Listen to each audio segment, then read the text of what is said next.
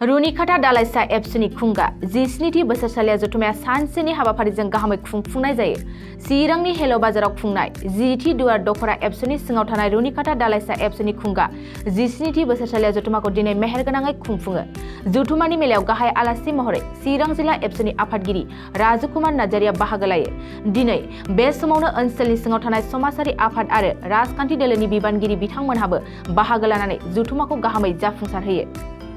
खुलुमबाय रायजोफोरनिसिम दिनै रुनिकाटा दालाइसा दुलाराय बर' फरायसा आफादनि खुंगा 17थि 2 बोसोरसालिया जथुमा बेखौ नैबे बुहुर चिनालि हालामनि हेलो बाजार बिनि लांगोनायावनो खुंनाय जादों। बेवहाय दिनै रुनिकाटा दालाइसा दुलाराय बर' फरायसा आफादा गुबुन गुबुन हाबाफारि बेयाव लादों, जेरै आफादनि फिरफिला बिरहोनायजों लोगोसे मुंख्लं खाम्फायाव मुंख्लंफोरखौ गोसोखांनानै आलारि बाथि फोजोंनाय आरो बिबार बावनाय बे हाबाफारियाबो जानानै थांबाय। सानजौफुआव बिथांमोनहा थुनलाइयारि बादायनाय बे हाबाफारिखौबो लादों आरो बे हाबाफारियाबो जानानै थांबाय मोजाङै मोजां। आरो बेवहाय जोंहा बेखेवगिरि आलासि हिसाबै 10थि दुवार दखरा दुलाराय बर' फरायसा आफादनि थुनलाइयारि नेहाथारि मनिलाल बसुमतारी बिथांखौ लिंहरदोंमोन। बिथाङा बेखेवनानै होदों। बादायारि बिथांमोना मैखोमै बाहागो लादों आरो बादायनानै दिनै देरहासार जानाय बिथांमोनखौ गेवलां मेलनि गेजेरजों बान्थाखौ होनाय जाबाय। आरो बिथांमोनखौ जिल्ला दखरा आरो जिल्लासिम बिथांमोना जुदि देरहासार जानो हायोबा बिथांमोनखौ लांगोन बादायहोनो थाखाय। बे आरो दा फैयै फैयै गेवलां मेल जागासिनो दङ। बे गेवलां मेलाव गाहाय आलासि महरै जोंहा चिरां जिल्ला दुलाराय बर' फरायसा आफादनि आफादगिरि मानगोनां राजुकुमार मोसाहारि सारखौ जोङो मोनबोदों। आरो बिथाङा हारिनि बागै गोबां बाथ्रा थैनाय थांनायखौ लानानै आरो दावगानांगौखौ लानानै गोबां मेहेर गोसा बिबुंथि बिथाङा होगोन, आङो बेखौ मिजिंथिदों। जोंहा हालाम हिसाबै गोबां जेंना दं, जाय जेंनाफोरजों जोङो जुजिनानै थांनानै थानो गोनां जायोबा जोङो जुजिनानै सोरखिनो गोनां जायो। जोंहा बे हालामा गोबां माने गोग्लैसोनाय ओनसोल, गासिबो बिथिङाव जोङो गोग्लैसोनाय, सोलोंथाइ बिथिङावनो होन, जोंनि माने जौगाथाय बिथिङावनो होन, दिनै लामा जाम्फै बान्दो गोबां जोंहा दासिमावबो गोग्लैसोनानै दङ। दिनै स्कुल कलेजनि बाथ्रा जोंहा गोग्लैसोनानै दङ। दिनै गेलेनायनि खेथ्रआवबो जोंहा गोग्लैसोनानै दङ। दिनै माने गुबुन गुबुन जेरै माने दामनाय देनाय खननाय गेलेनाय बायदि बायदि बिथिङाव जोंहा जौगानांगौ दङ। दा बेखौ लानानैनो दिनैनि बे कनफारेन्सनि गेजेरजों डेलिगेटनि गेजेरजों जोङो मोजाङैनो रायलायनो हादों।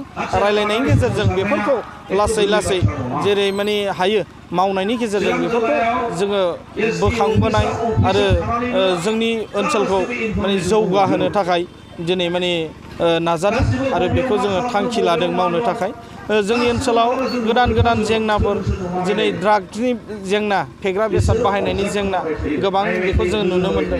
आरो मबाइलखौ जोंहा मिसइउस खालामनाय, मबाइलनि गेजेरजों रं नाम्बारनि गेजेरजों माने खारफालांनाय मानाय बेयो जोंनि चिरां जिल्लानिफ्राय बांद्राय जाबाय थादों।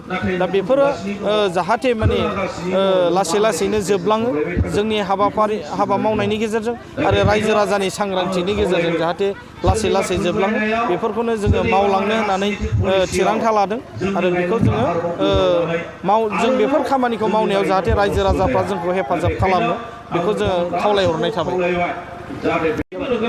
गिबि गिबियाव आं नोंथांमोननि चेनेलनिफ्राय आङो बेलासि समनि गाहाम हामलायनाय जासिहरबाय। लोगोसे जोंहा नैबे रुनिकाटा इउनिट कमिटिनि खुंगा 17थि 2 बोसोरसालिया जथुमाखौ जोंहा चिनालि हेलो बाजाराव दिनै सानसेनि हाबाफारिजों गाजा गोमजायै खुंनाय जादों। बे हाबाफारियाव जोंहा मानगोनां आलासि चिरां जिल्लानि मानगोनां आफादगिरि दंफायो जोंहा, आरो बिथांनि लोगोफोरा दंफायो। आरो बेहाय जोंहा 14 चिरां दुवार इउपिपिएलनि ब्लक मानगोनां आफादगिरि बिरदाव मुसाहारि बिथां दङ, आरो 10थि दुवार दखरानि मानगोनां आफादगिरिजों लोगोसे गाहाय नेहाथारि आरो बिथांमोननि मावथि लोगो बिथांमोन दङ दा फैयै फैयै जाहाथे गेवलां मेलाव जोङो गाजा गोमजायै जोङो खुंनो बेखौनो लादों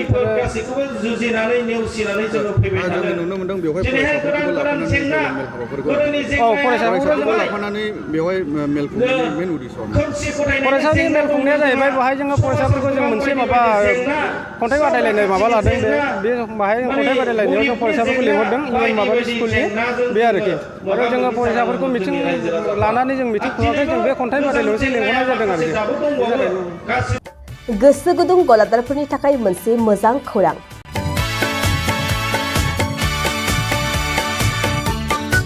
अदालगुरिनि रौता सारियालियाव खुंनो लानाय मिरु एबसुनि 50बाथि बोसोरसालिया जथुमायाव एगजिबिसननि थाखाय गलादारफोरनिसिम जर'खा फोसावनाय